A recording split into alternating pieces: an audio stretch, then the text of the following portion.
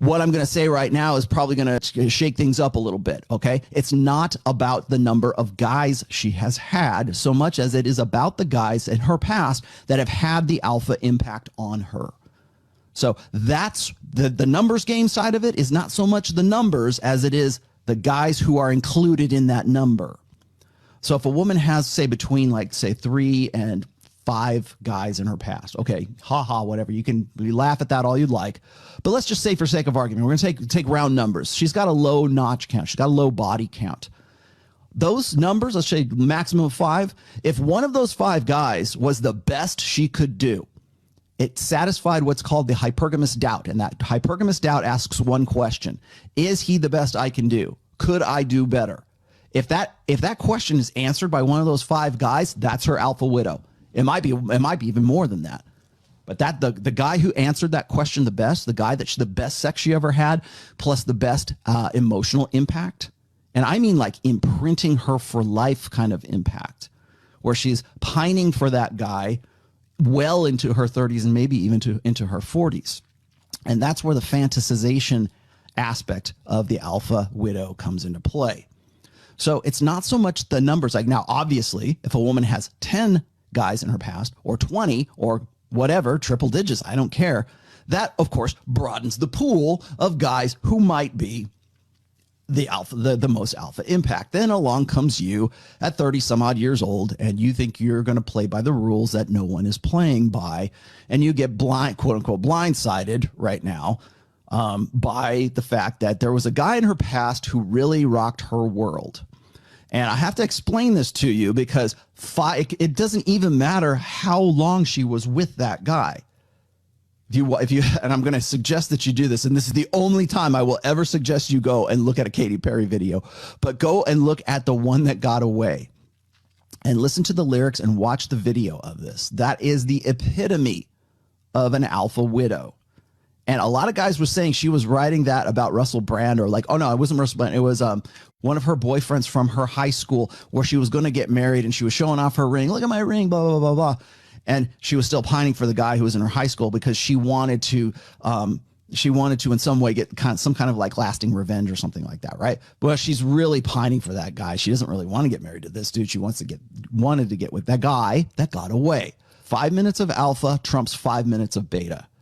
So bear that in mind. Keep that in mind when you are unplugging from the matrix, when you are going and you're moving from your blue pill conditioning into a red pill awareness.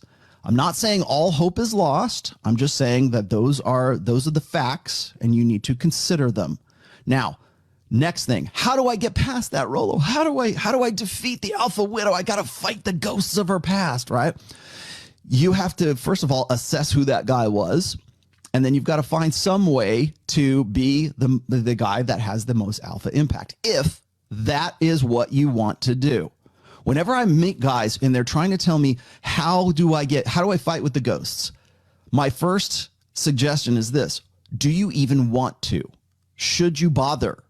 If this woman is an alpha widow, a bona fide alpha widow, and she can't get over this guy and she can't stop thinking about this guy, and to the point where maybe she's looking him up on Facebook, she's cyber stalking him on Instagram, whatever the social media thing, and it's never been easier for women to do that. If that's the case, then you need to ask yourself this question: is my pursuit, is my wanting to vet her in the first place worthwhile? Because right there, that's the question that's going to probably settle the whole thing for you right there. Thing that if you think she's so high value and so you really want to get with this girl, you really have a connection with her, yada, yada, yada, yada, yada. Let's say you are bound and determined to get with this one girl and you have to find some way to defeat the ghosts of her past. You have to find out some way to become the guy that rocks her world more than the guy who set the benchmark for it. You've got to be her alpha impact. You have to be such a high value guy, whatever you want to call it, alpha guy. You've got to be the guy that leaves her with such an alpha impression, with such an emotional connection and an imprinting that she forgets about that guy and you become the next guy that she's imprinting on.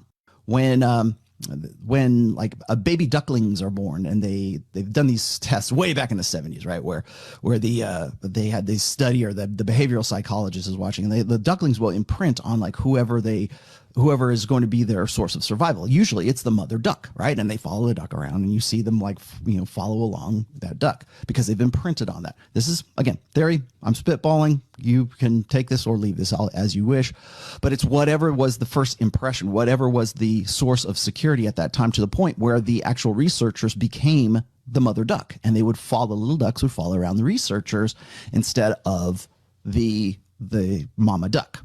Okay. So take that as you want, but it's an imprinting.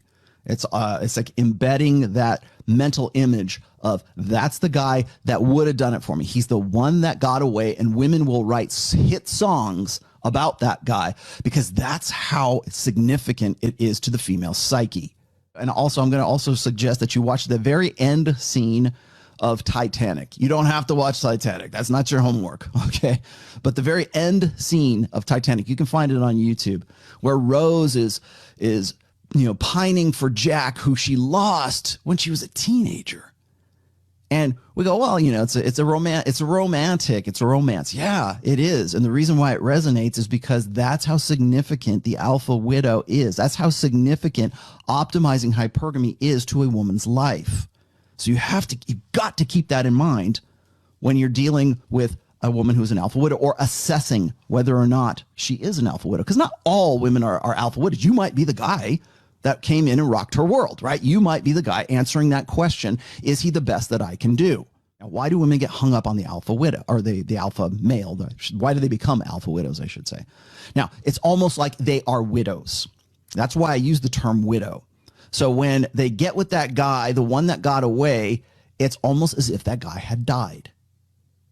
He's removed from her life, but he's made such an impact, such an emotional, psychological impact on that woman. It feels as if he is dead.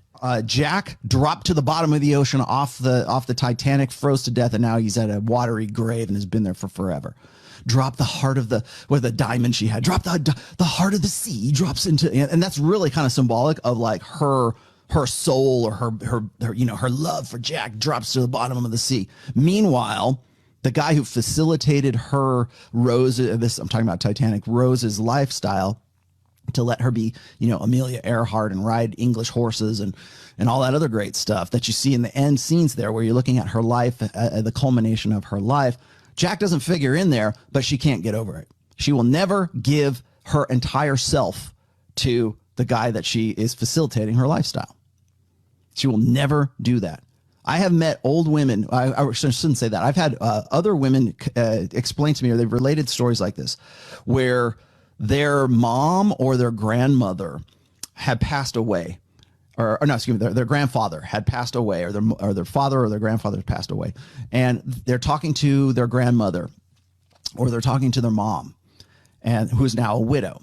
And I've had women tell me this, that they had this conversation with their grandmother, their mom, and they related something like this. There was always a part of me I could never give to him.